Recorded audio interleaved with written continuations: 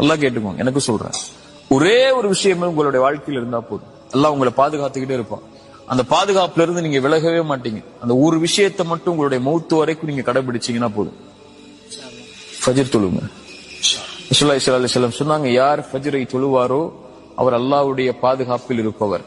அல்லாஹ்வுடைய பாதுகாப்பில் இருப்பவரை எதுவும் தீண்டாது. ரசூலுல்லாஹ்வுடைய வார்த்தை இல்லையா?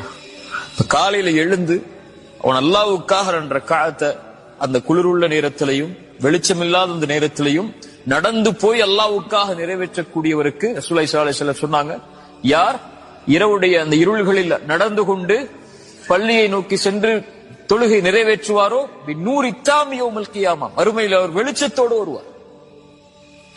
அல்லாஹ் அவரை பாதுகாக்கிறான். யார் ஃபஜ்ரை தொழுவாரோ அவரை அன்றைய தினம் முழுவதும் அவர் அல்லாஹ்வுடைய பாதுகாப்பில் இருப்பவர். அல்லாஹ்வுடைய பாதுகாப்பில் இருப்பவரை